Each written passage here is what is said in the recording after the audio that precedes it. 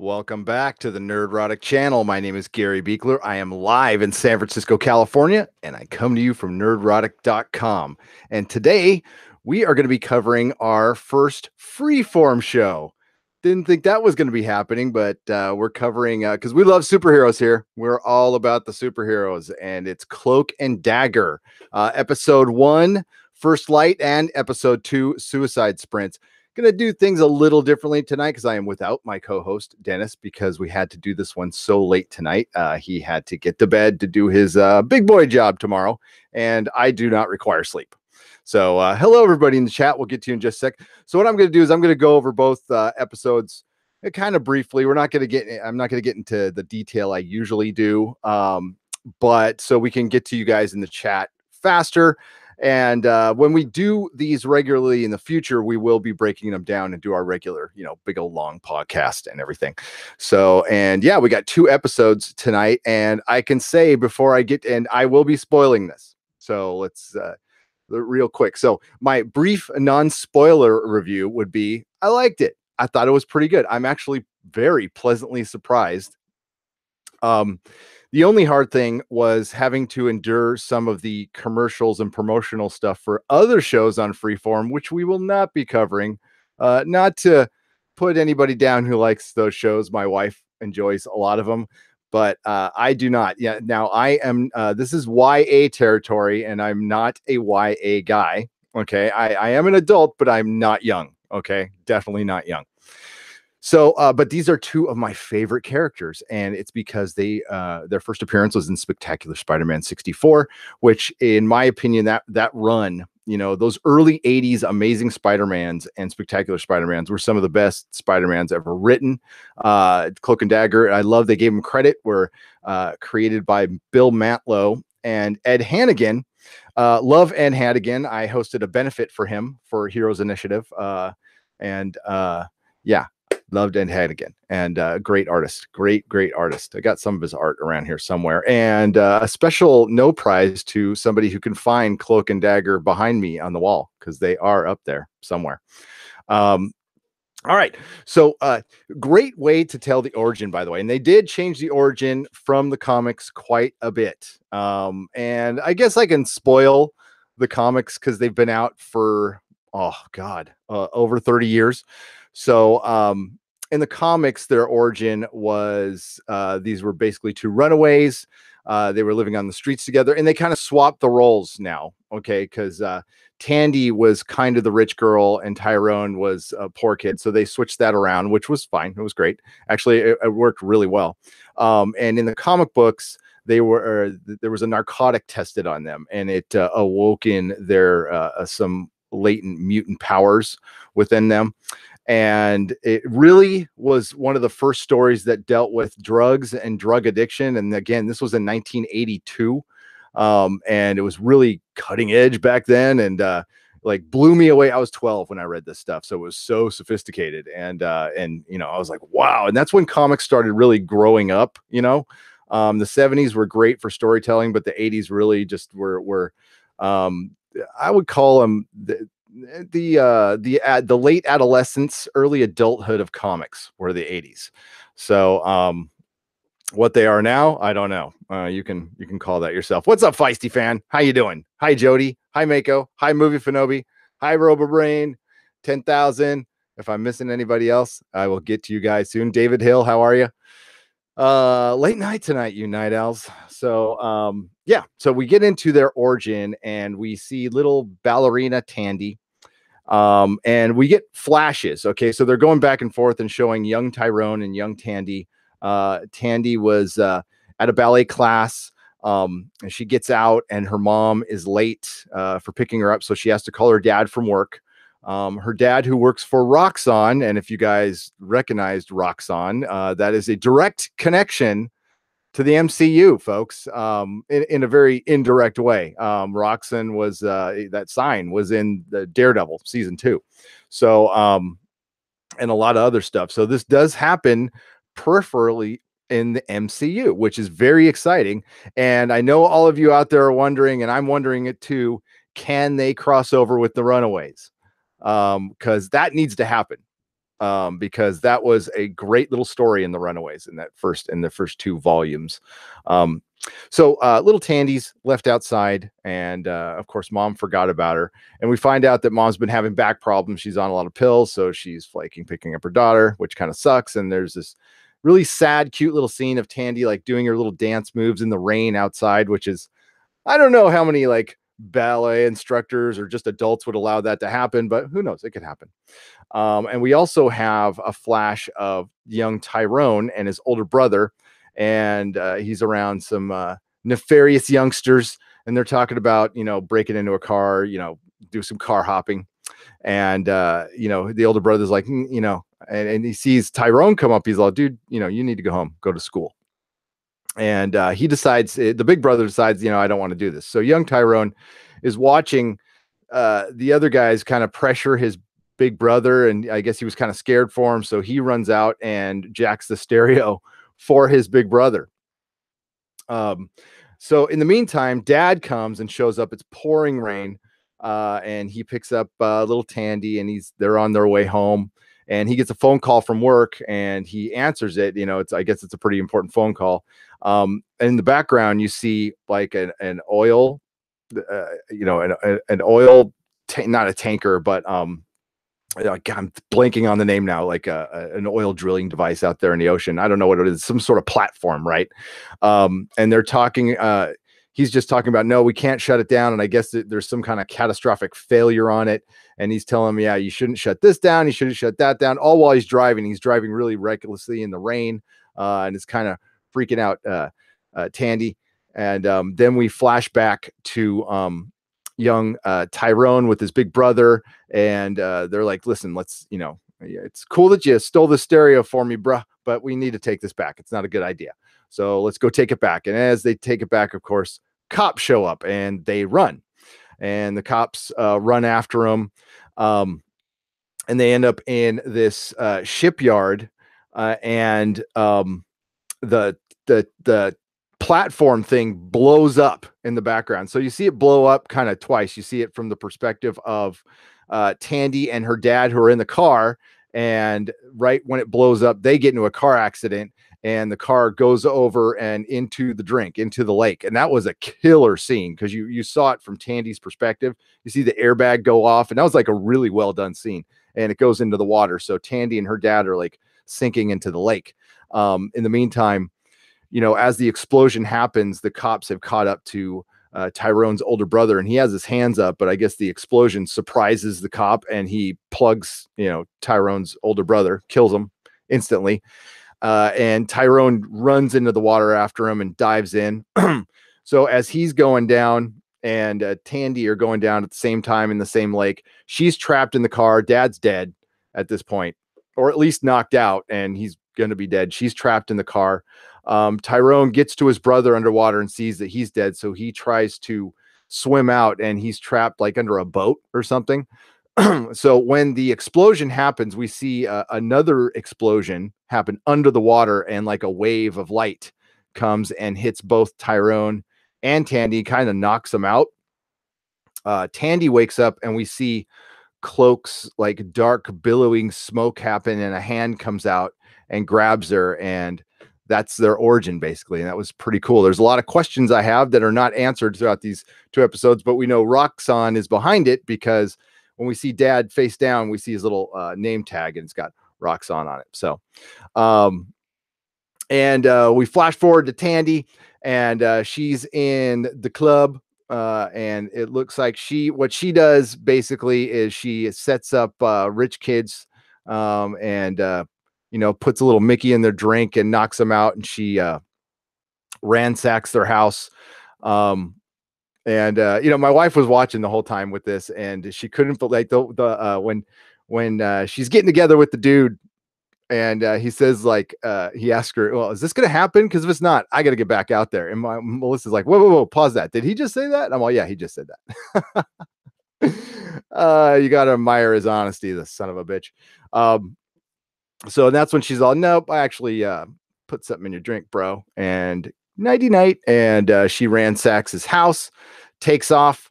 And we see her boyfriend Liam show up, and they take off, and they're going to take the goods and go sell them, I guess. We also see a Tyrone in his life. So, oh, and also Liam drops off Tandy at home, or what he thinks is home. She fakes it and she runs across the street, and you see that she's a runaway and she lives inside an empty church. And it's actually pretty sad. The one thing this show does have is a lot of mopey musical montages, which I think is a prerequisite for Freeform. So didn't mind them that much. I mean, the music was okay. So, but there was 4 very long ones. So, which makes it easier for me to write notes because I just go mopey montage and wait. So, and enjoy the music a little bit, whatever you kids listen to these days. And one of the songs was Lush Life, which I did recognize. Okay, so I'm not that old. Well, yeah, I am, because it's pop music. That's probably like 3-year-old song or something, but who knows? So we see Tyrone is a basketball player, and well, I'm not even going to get into it, but it's just so he's a basketball player, and he's getting roughed up during a game, and like the ref should have called for one. Like the first time he got knocked down, the ref should have called that. Like that is the dumbest ref ever. So he gets knocked down like 3 or 4 times, and he finally gets pissed off and smacks the kid, as he should. And they get to in a fight, and it causes all kinds of trouble for the team at home. And we get to see his parents, and they're all pissed off him. And I like Tyrone's mom is the therapist from Mr. Robot, by the way, if y'all recognized her. And she's really good. She's a really good actress. So we're flashing back and forth with them, and we see like a connection. So besides the power connection they have, there's something, I don't know, it's not destiny, and it's really weird how they're doing it with the show, because I don't know if there's a lot of church in this, a lot of God references and stuff. So it's interesting, because I thought they were really going to deviate from the comic book characters, but they're really not.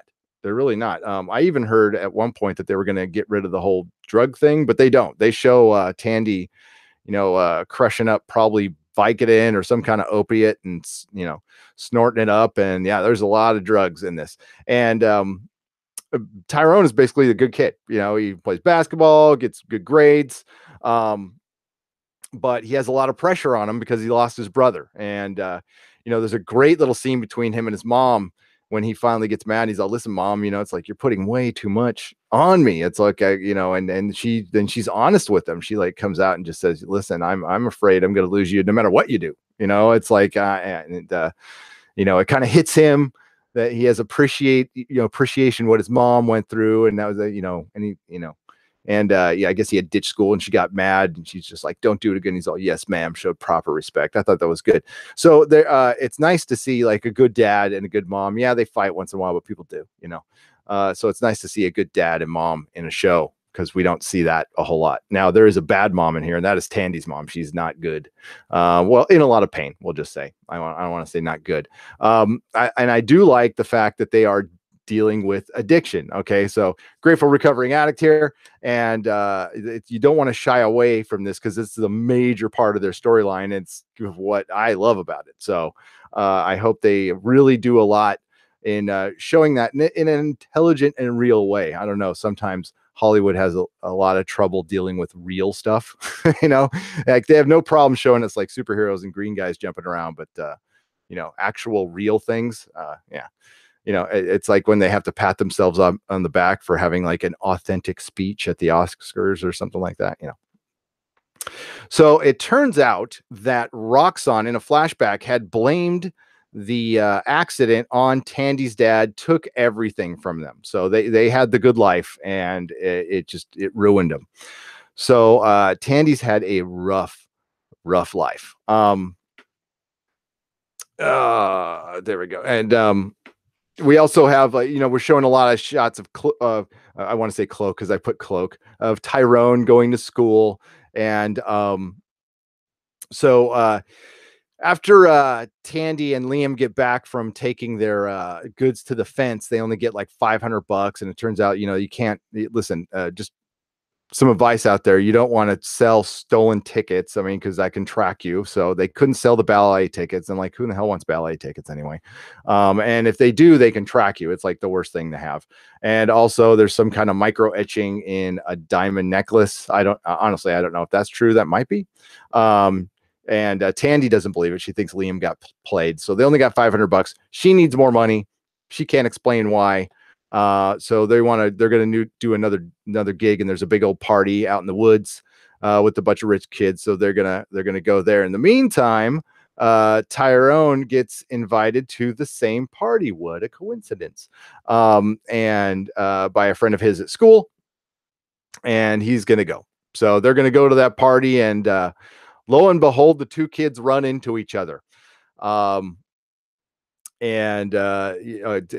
Tandy runs into Tyrone and gets his jacket dirty, and she said she's sorry, and they have a little conversation, and she walks away. Tyrone meets up with the girl he met at the party, or was going to meet at the party, was going to buy her a beer, and finds out his wallet's gone because Tandy took it. She's good little thief there. And he goes running after her, and they end up in a graveyard, and this is the first time they touch, and boom, it goes boom, and their powers start manifesting. I guess they were dormant until they actually touched. So they could have gone their whole lives without having any of these powers until they touched. But there was a cool little scene. It was a little forced, but I liked it anyway. I like graveyard stuff. I don't know why, I just do. And Tandy is like laying back and on a statue with these big angel wings coming out. I thought that was pretty cool. And when they touch, they realize, like, hey, are you the kid from the beach? And she recognized that that's the boy that saved her, and all she remembers is a hand coming down. So she thought that maybe, I don't know, it was some miracle, but it didn't change her life, or not in a good way anyway. So so they meet up, but then she runs away because that's what she does. And I do want to point out, because if you guys see our Runaway recaps, we do point out that in the Runaways, they don't really run away. They do a lot more running away in this show than they did in that show. So Cloak, he goes to bed, and he wakes up. So when he goes to bed, he wakes up, and he's somewhere else. Like he just teleported. And he's running around the streets, with nothing but a blanket on and stuff. But he sees the cop that shot his brother, and it turns out that this cop is Vice now. So his teleporting is acting kind of like the TARDIS does, not taking him where he wants to go, taking him where he needs to go. That's where I'm assuming at this point. And that's a little different from the comic. In the comic, he could teleport, but it's basically because what he has access to is like a dark dimension. All right. So it's not like Nightcrawler. It's not like Banff. So he goes into a dimension and then exits out somewhere else on Earth. I don't know if they're going to do that in the show. I'm not sure. But it has something to do with that. So he sees that the cop that shot his brother, is a Vice cop now, and's completely got away with it. And we find out that the cops had, through a flashback, that the cops had basically covered it all up. So that guy's running free. So that sets Tyrone on kind of a mission. It gets him really thinking about, like, shit, and of course he doesn't know what the hell's happening to him too. He's tripping on this whole power thing, but he isn't thinking about it too much. But every time he goes to sleep now, he ends up somewhere else. He ends up at one point like in a parking lot, and later on, which I'll get to, he ends up where he needs to be. So Tyrone starts looking into the cop, starts looking into things and stuff, and it starts distracting him from school quite a bit. He's getting in trouble, and his parents are starting to worry about him. And I guess it is, from the outside, probably to them, starting to look like some drug abuse or something going on, but kids just go through this. Okay. Trust me, we all have. So one point, Tyrone goes to sleep, and he ends up in the trunk of the Vice cop's car. All right. We don't know this just yet, but that's where he ends up. And Tandy decides to go to the ballet. She still has the ballet ticket. So she goes to the ballet, which was a really dumb move. And she hangs out in the rafters. She doesn't sit in the seats, which is really smart. So she hangs out in the rafters and watches the ballerinas. And then, of course, the guy that she jacked brought a couple friends, meets her there, and they are going to go force themselves. I don't want to use that word, but you know what I'm saying. They force themselves on her, which I thought was a little much. I thought that would be a really weird conclusion to come to. It's like, here's this girl who ripped me off. Hey guys, let's go. Her. Okay. Yeah, great. And the boys seem totally okay with it. Or, he told them to leave, and they just left without saying, hey dude, this is not cool. So that was very freeform of them, I thought. But as he's forcing himself on her, she manifests a dagger right in his gut. So and puts him down and freaks out and runs away, which is what she does. In the meantime, Tyrone, is rolling around in this trunk, and he sees like a big old, thing of coke, and we see the vice cop talking to some guy in a big old black Explorer or whatever, and he opens the truck, and Tyrone like throws the coke in his face and runs away. The cop, starts shooting at him, and chases him down, and he ends up teleporting again back home. The cop doesn't get to him, and he teleports back home, and he starts laughing. So he starts figuring out his power at this point, which I thought was pretty cool. That was pretty cool. But the cop, he didn't get the cop. And it ends really weird. Okay, I had to kind of take a double take on this. So it ends with a scene where you see a just married car crashed into a tree, and you see a bunch of fireflies like flying to the light. So I could tell we've like jumped time, we've changed scene, we've kind of moved ahead. It was kind of a stinger, I guess. It was a kind of a Marvel stinger. Didn't really know what the hell it was until, of course, we see the next episode, which is called Suicide Sprints. So I'm going to take a little teeny break here and go into the chat and see how everybody's doing before I get into the next episode. Jody says Cloak Shtick is mainly portals, and Dagger is being able to generate hard light blades. Okay, so their powers in the comics. He can teleport. He can put people into the dark dimension. He can travel there himself if he travels. Okay, again, I'm telling you from my perspective of having not read a Cloak and Dagger comic, a modern one at all. I think the newest one thing I read with them in it was Runaway. So if they've retconned their powers since then, please correct me in the chat. But he can walk in the dark dimension a short distance and end up miles away on Earth. He also sucks out, basically he can suck out life force from people. He's got a constant hunger for the light force, and it gets tempered by Dagger. Like, she needs to be around to balance them out. Dagger Cloak's got scary powers. He's got like villain powers. So, and he's antisocial in the comics, and he's very dark, and I always love the character. Freaking love these characters. Love them. And what's funny is, I'll bring it up, and it was, it's a white girl and a black guy together, and this was 1982, and I don't remember any of my friends ever thinking that was a big deal at all. We just read the comic book and liked it. So, I don't know what's happened lately, but back then everything was cool. It was fine. Never had a problem with it. Never thought twice about it. But it's something that gets brought up a lot nowadays. It's just kind of weird. And I don't know if it's good.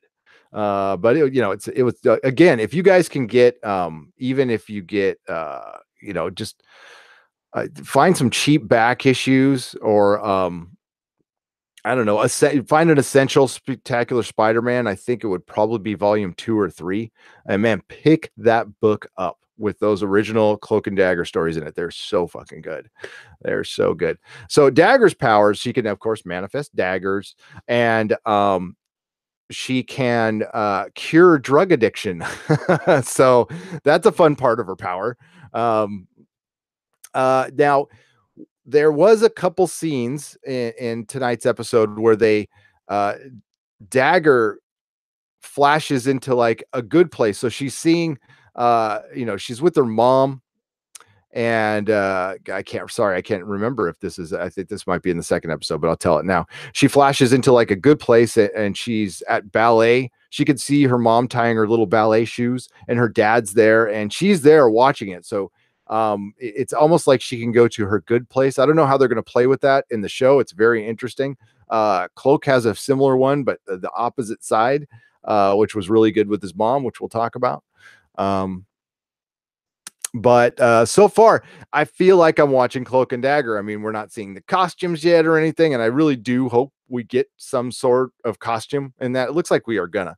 But honestly, it wasn't an emphasis on the powers. It wasn't too cheesy YA. It was like a really subtly well done show, like well directed, and the music was good, and it was paced pretty well. So I'm not going to say it's the best thing ever, but I would say 7 out of 10 so far. We're definitely going to keep covering it. It's not bad at all. I would say it, even if it compared to the Runaways, I would say this started out better than the Runaways. And Gifted, if you want to compare them to other Marvel shows. I would put the beginning of this better than the beginning of them. So, not that they were terrible. In the comics, he pretty is the Cloak, and he's basically kind of a floating head for the most part. Yep, you're right, Jody. He has to think about it to have even a body. Yeah, he's just a floating head, and the Cloak is the doorway. Is the doorway.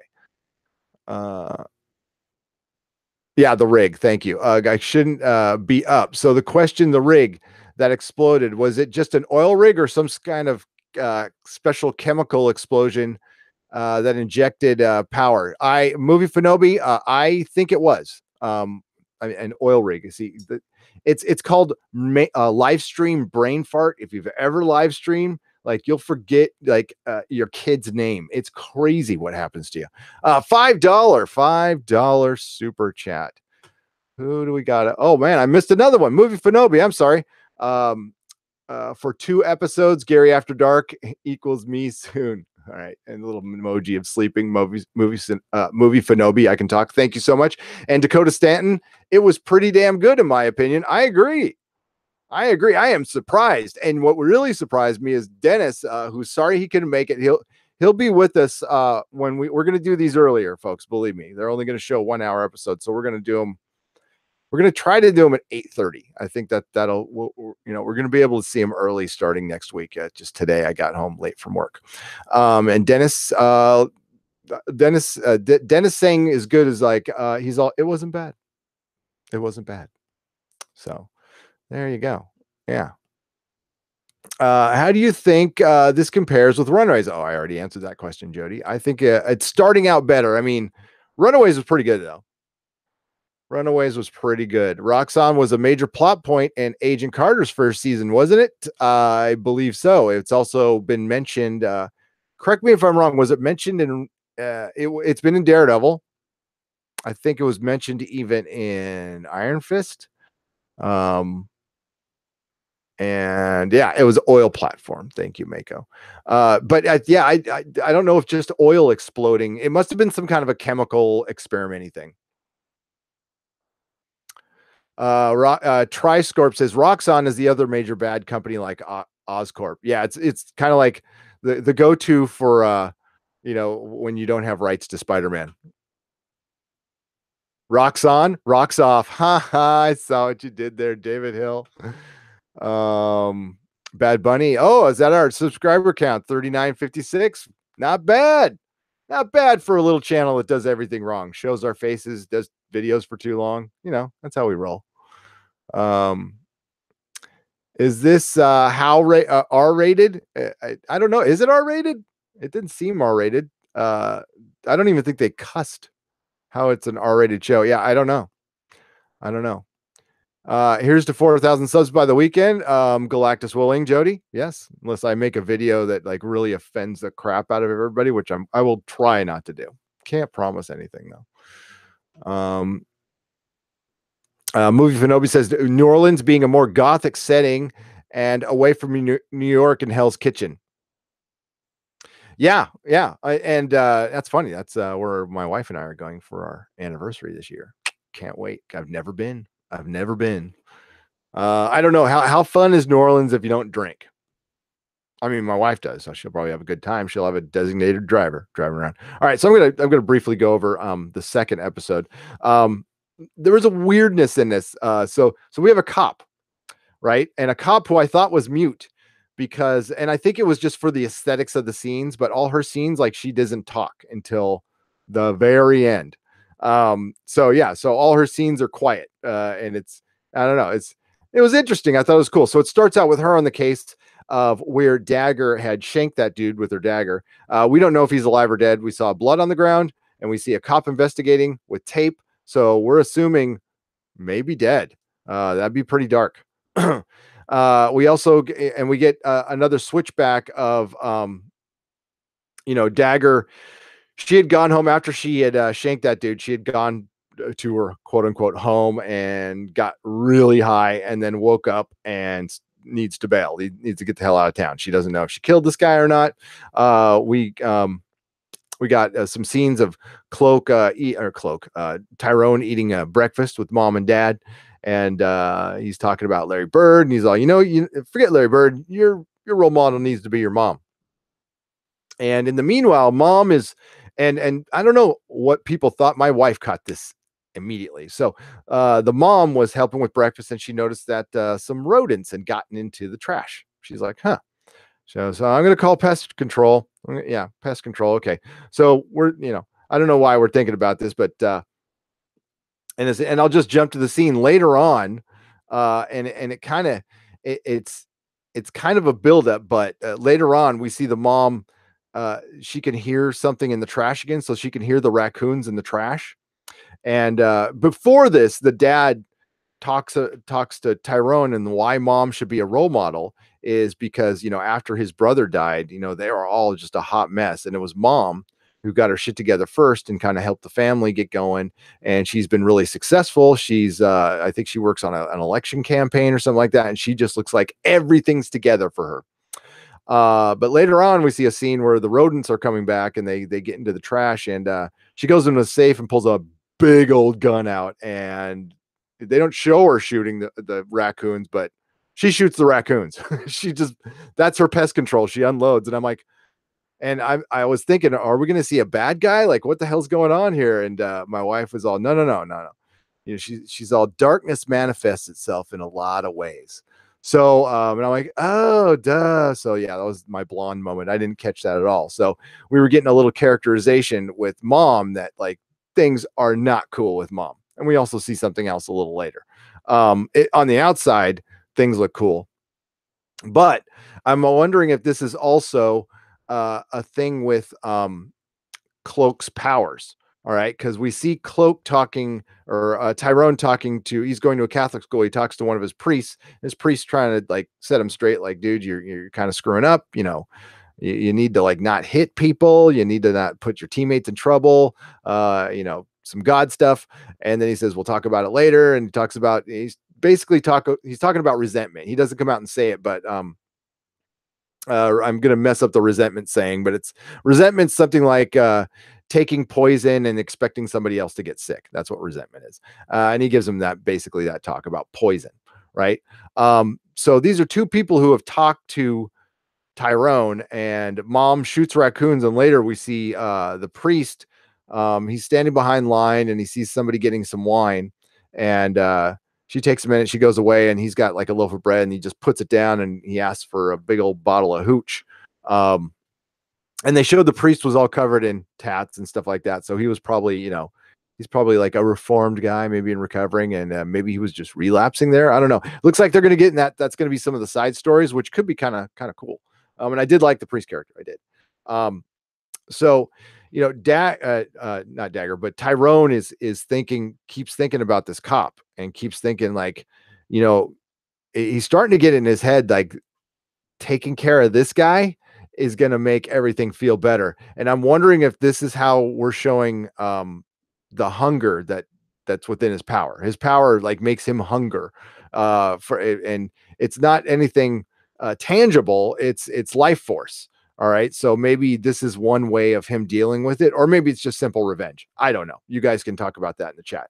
I got, it could be both things. So Dagger needs to get the hell out of town, and her Robin and Steelan boyfriend Liam, who is actually a pretty nice guy for being a thief, he's going to take her to the dry cleaners because they do everything at the dry cleaners. They clean your clothes, get you IDs, drugs, guns, all kinds of stuff. That's a full service dry cleaner. And they go to meet Elmer, and they need to get an ID, and the ID depends on the crime. Like if it's just a basic one, it's a few $100. But if you killed somebody, it's $11,000. So they don't have $11,000, so they need to pull another job. Liam says he's got 5 or 6. He offers it to her because he's in love. And it's like, Liam, you poor kid. So they need to pull another job. They borrow some clothes. They get an idea last minute. They see a kid and they're like, he's going to a wedding, and they're like, let's rob a wedding. So they go to a wedding, and they're setting up the wedding. In the meantime, the cop is hot on the case, and the cop has saw a cell phone of the kid who got attacked, and he is not dead. He is in ICU. He's going to wake up. So that's why, Tandy needs to hurry up and do this job. And the cop gets to the cell phone and finds the other 2 kids that were with them, interrogates them, and she gets a rather good drawing of Tandy and starts tracking her down. So she's hot on the case. In the meantime, Tyrone gets one of his friends to sign in the study hall, and he's going to go and track down this cop and probably just kill him. So, he goes out, and at one point he goes out to kind of case out the place, and he finds the cop's house, but he falls asleep, sees his phone's lighting up. He's late for basketball practice, and he runs back, and he's late, and it pissed off the coach, and the coach is making the entire team do suicide sprints. Suicide sprints are probably the equivalent to ups and downs that I had to do in high school. What we had to do in high school was ups and downs, which was you run in place, and when the coach blew his whistle, you had to do a push-up, and you had to do that forever when you got in trouble, and like straight up threw up a lot doing that. Yes, I did go to school for a little while, and I did play football. That's not something I talk about. My jock period. So got the whole damn team in trouble. Team's pissed off at him, so he's in the locker room, and the team basically, it damn near looked like a jailhouse blanket party to me. They got pissed at him, beat the crap out of him, locked him in the cage, left him in there with a baseball bat. He was able to get out and call his mom, and he said he's staying late. But yeah, that's probably not what Tyrone is going to do. He's way after that cop at this point. So Liam and Tandy go to the wedding, and they sneak their way in, and they case the place. And this is a bit of a stretch but it was kind of a fun little robbery. I don't know how well they had to get 3 things. So they had to get, there's a bird cage filled with letters that we assume is filled with money. They were also going to get the bar tips, which is, come on, you're going to take the bar tips, man. Damn, that is not cool. And they're also going to take the tips from the wedding planner. So, and Tandy's really good at this stuff, and she fits right in. She starts yakking it up, and they're able to pull off the job. But before they do that, before I get ahead, she starts seeing, the wedding speech and getting sentimental as she starts ripping up some paper. Then her and Liam they dance, and that's when Tandy has another flash, and she's like in her happy place again, and Liam is talking about taking off together, and I'll take care of you and I'll love you forever. Almost like she's seeing kind of like an alternate future or future. I'm not sure. I was a little confused about it, but it's part of her power. And maybe it's just seeing the light and things, and she zaps out of that. He doesn't know what the hell happened. So they pull off the job. She's able to go in the bathroom. She has a little girl talk with the wedding planner, and suckers her into giving her a hug, and she takes her purse. And they bail. They get the hell out of there, and they're able to escape before the cop gets to him. The cop is onto him. She was, showing the face around, and looked like she was. It looked like she was going into the wedding. I thought she was going to get him there, but I was wrong about that one. So we see Tandy and Liam taking off in that car that just said "just married," the one that we saw crashed at the end of episode 1 with all the fireflies going to it. But in the meantime, we see it's funny. Oh, another funny scene is when the cop was casing him out. Again, all the cop scenes, she doesn't talk. Even the part where she's interrogating the kid, she just puts the phone down and starts recording. There's a good little scene where another cop brings her a coffee with some digits on it. I thought that was pretty funny. At Tyrone, he ends up getting to the vice cop's house, and he has taken his mom's gun, and he's gonna blow him away. He's gonna shoot him, and right when he screams to go shoot, he breaks in. The cop sees him, and Tyrone chases him inside his house, and he screams right before he shoots, and then you hear the gun go off, but then he disappears, and the cop looks down, and he's not dead. So that cop's still alive.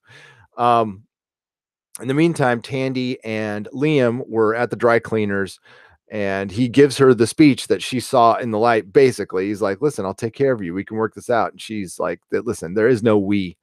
Later, I'm a loner." And she takes off in the car. After she takes off, the cop catches Liam and arrests him right after she bails. She's taken off in the car, and she gets a phone call from Liam saying, "Listen, I gave you all this money. I'm in a lot of trouble. I need you to help. I'm in a, they pinched me. I need you to get out of this." I can't. The way they built up Liam's character, I can't see him just calling her. All right. It seems like it's kind of a trap, maybe. So it sucks that he would turn on her even if they forced her. Because, listen, what are they going to bust him for? Robbing a wedding? Okay, listen, you're not going to get much time for that. You're really not. It's not going to, a couple of years, man, maybe. It's first offense, just a year county, which isn't fun, but it's doable. Okay, so she's driving off away from New Orleans, and then all of a sudden we see Tyrone manifest right in front of her and fire the gun. It looks like it misses her, and she puts her arms up and manifests some daggers, and that's where we see the episode end. And I might have skipped over a few things, but that's the basics of it. It was really, really well done, folks. Like I said, I give it a 7 out of 10, but that's a really good start, especially for a show on Freeform. If you are a fan of Freeform, I mean, no offense, it's just not for me. That stuff is not for me. And that was the hardest part to get through, because there was a part where I was fast forwarding enough where I couldn't get through the commercials. So I was seeing the promotions for all the other shows. And oh my God. It has been a long time since I unplugged a couple years ago, so I really don't watch network TV too much so I don't see regular commercials at all anymore, and I don't see promos for normal shows, or maybe Freeform isn't normal. Is Freeform just really weird and different now? I miss the ABC Family. Okay, when they ran remember when they did the Harry Potter movies and they would do those extended versions, like the ones you didn't see in the theater or the ones you don't get on Blu-ray or anything? It's kind of like what they did with Superman when they aired Superman on TV way back in the day. You got that super long version, the 3-hour version. I love those. I don't know. I'm not a big Freeform fan. Okay. This is a show for our old co-host who took off on us, John. He would have loved this show. He would have loved this show. In the meantime, if it's a show we're kind of iffy on, I always give it 4 episodes. I'll give it 4 episodes. And the only one we've outright quit on was the Inhumans. I was gonna quit on Krypton, and I probably should have, but I didn't. But the Inhumans, was the only show we just said, nope, no thanks. And the Alienist. We only did 1 episode of the Alienist. And I guess that turned out okay, but it wasn't for me either. But excellent show. Well done, Marvel and Freeform. And man, I hope this feels like it can be in the Netflix universe. I don't know how you guys feel about that, but where Runaways is like, I don't know. This one for sure could be in the Netflix universe. I can see Daredevil getting together with there is some connection. Dagger was part of Daredevil's non-superhero team, right? So, and she was a new warrior. So remember the can't. Yes, Bad Bunny. We will remember the can't. We have saved the expanse. So we'll let me get back up here. Good to see you too, Talim29. How are you? Tarka Jedi, hi from Australia. I am home with a headache, but I can always have time for your stream. Oh, Tarka, I hope your head feels better. Take a little Advil. I don't know about Tylenol. There's a lot of acetaminophen in Tylenol. It's really not good for you. But lots of water. Okay. And I hope you feel better. And thank you for watching our stream with a headache. I'll try not to add to it. Getting back up here. Puberty was the best of times, the worst of times. Bad Bunny. Yeah, man. And people ask, you want to be young again? Hell no. I love being an adult. I've had authority issues all my life. So being an adult really helps deal with that. It really does. I'm climbing up the chat now. Feisty. I missed you too. Yeah. So my regular stream on Comics Division, we're gonna have to change the date. I think Tuesday might be a good day. Legion ends on Tuesday, and I might be able to jump in on that day. But that's bad for you because that's before. Yeah, we'll have to figure it out. We'll figure it out. There's a lot of other days in the week. Yes.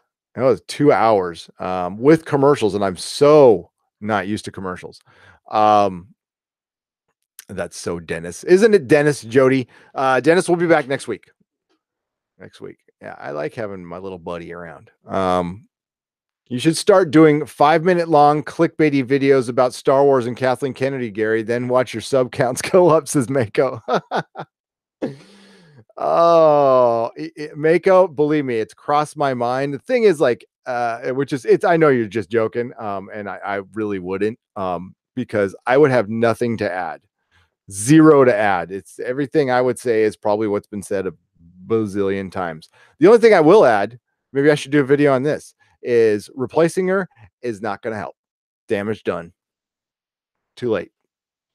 I'm sure there's a video on that, but it's too late. Damage is done.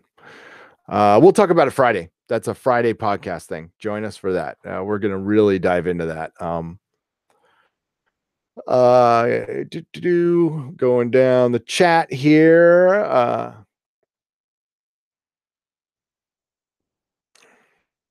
Yeah, I for one, me doing a 5-minute video, Jody, you're right. I couldn't do a 5-minute video. That would be funny. It takes me 5 minutes to get to the point of anything. I don't drink either. And NOLA is awesome. A lot of history, good food, and coffee. John Nada, coffee. I'm all about coffee. Pete's Coffee. I'm complete, and Phil's. There's Pete's and Phil's up here in the Bay Area, and that's good stuff. Oh my God, it's like it puts me in a good mood when I wake up in the morning. I feel like maybe if I don't feel like crap. Actually, I'm kind of a morning person, but I can't wait to get to Pete's. I'm in there so much now that like my coffee's ready when I walk in. It's so rad. They're like, here you go, and they only charge me $1, which is awesome. Either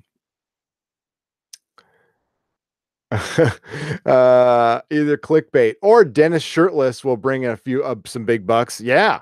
Oh, definitely, Mako. I mean, he's pantsless every podcast. You guys just don't see it. If Gary were to talk Star Wars and he has, if Gary were to talk Star Wars and he has, we are thoughtful and rational. Yes, we try to be. I'm not going to say I pull that up. Found episode 2 kind of boring, says Bad Bunny. Episode 1 was better if I have to compare them. I will agree with you there. I definitely want to see some costumes though. But Bad Bunny, what did you think? Did you see the Runaways? I'm curious because that had a slow start too. Not saying this one was feisty, and we were enjoying your feisty, and we enjoy your co-host laughter and thoughts on the mic. Says Movie Fanobi. We do. Feisty has got the best laugh. Jeremy Geeks and Gators hasn't made any sort of profession out of his pretension out of his content. What do you think of Campy has been providing lately? That's Star Wars crosstalk. Campia is trying to save face. I'll say it right there. We should have some guest chatters on once in a while. We should. It's hard to get people on at 10:30 at night, though. I know you guys are all there, but yeah, I was expecting like nobody to be watching. So I was kind of hoping, I was gonna go, it sucks because we get more views when we're on earlier. So I was kind of, sacrificing this one, but like, yeah, I got home super late from work. It was a hell of a day at work. Let me tell you, really makes me think about comic store sooner. I already read that one. Nerderotic calendar. Yes. My wife thinks it's a great idea. I don't know how I feel about that. I could do Twitch with Amazon Prime. People getting a free Twitch subscription. You can get about $2.50 per sub. Oh, really? And all the Expanse fans will have Prime. Yeah, that's true, Mako. I'd thought about it. I don't want to spread it out though. And I find Twitch, maybe it's because I'm old. I find the interface kind of annoying. I think they need to work it out a little better. John is on Twitch with TPK Games doing his 6-hour Dungeons and Dragons games. Please check it out. TP Games on Twitch. We do have a Twitch channel. We just don't have any content, Mako, but we will eventually. I don't know what we'll do there. Maybe I think that's a good idea to do, maybe do Expanse in both places, but I don't want to split the count. You know what I mean? So I'm not sure what to do on that one. I love competition. Hey, if Twitch didn't exist, I wouldn't be talking to you in the chat right now, and that chat wouldn't be showing up on the video. That's all because of Twitch. So thank you, Twitch, for making YouTube change. And I am not a YouTube basher. Very grateful. Knock on wood, YouTube's been pretty good to this channel. We had a weird suspension last summer, but that was kind of my fault. So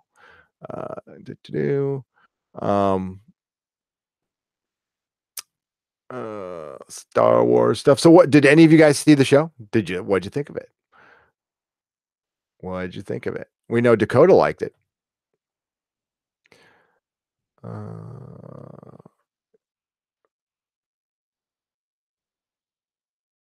Dakota, for $2, I'll join you for the Stargate podcast. Let's talk, Dakota. We'll talk. This is a good point to bring up. So if you're in Patreon, Discord, I'm getting the Discord together. Actually, Feisty's probably gonna have to help me with that. Feisty or Switchpoint, one of you two guys. Do parodies of movie posters on your calendar. That's a good idea.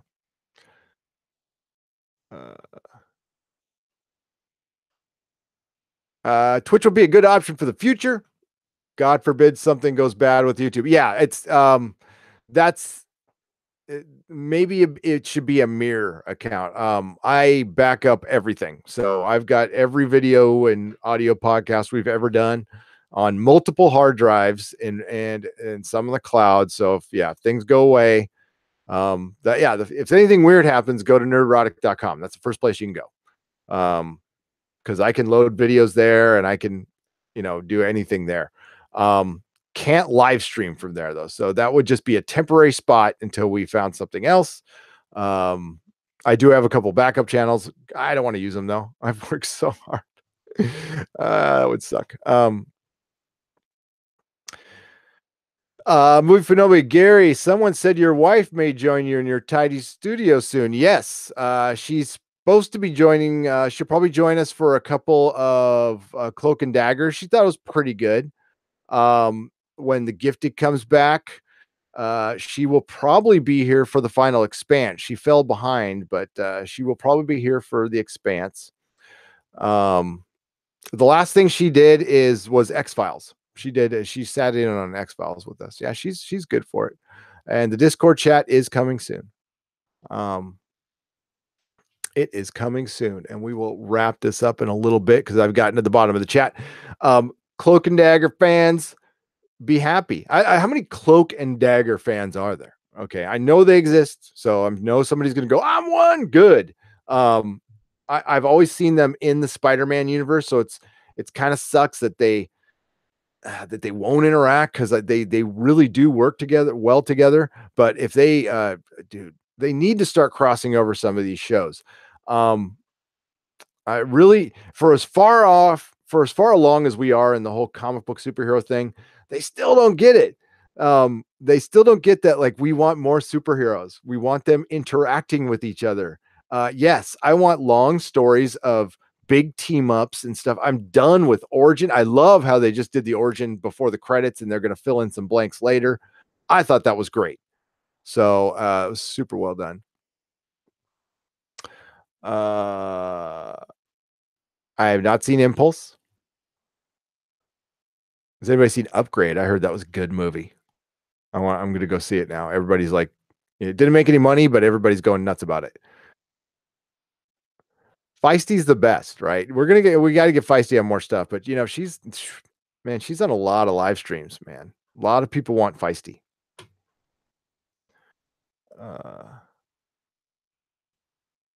Cloak and Dagger fan here, collected them from when it first came out, Philip A. Demick. Awesome. Dude, the early books are so good, right? They're so fucking good. I want to reread them right now. I want to go down there and get my Spectacular Spider-Man box and dig them out. Those early 80s Spider-Mans were so good. Mako has never heard of Cloak and Dagger. They are actually like really a great concept. I've always loved them as a concept. It's one of those, Marvel's never known what to do with them. Bill Mantlo and some writers knew what to do with them, but Marvel, it's like Doctor Strange. Marvel's never known really what to do with Doctor Strange. He's looked at as, I would say an upper tier Marvel character, but there's been years in a row where they didn't produce anything Doctor Strange. Movie Fanobi, you saw Upgrade tonight. What'd you think? Tarka says, a Nerdotic channel. I want an expanse party with all the YouTubers coming together to talk season 4. I think that's a great idea, Tarka. I'll look into that. I really will. I think that'd be fun. I think that'd be lots of fun. There's not a ton of us who talk about the Expanse, so I would just contact everybody who talks about the Expanse. Of course, Doomcock, James Hancock, I believe, that Geeking with James Hancock. The only reason I know he exists is because he's always they always match up our videos. So he does shorter reviews. He's pretty good. I've checked him out. Seems like a nice guy. Upgrade wasn't fantastic. You'll love it. Violent, hardcore, good. Sounds like my cup of tea. 80s comics did rock, said Tarka Jedi. Oh, shucks, says Feisty.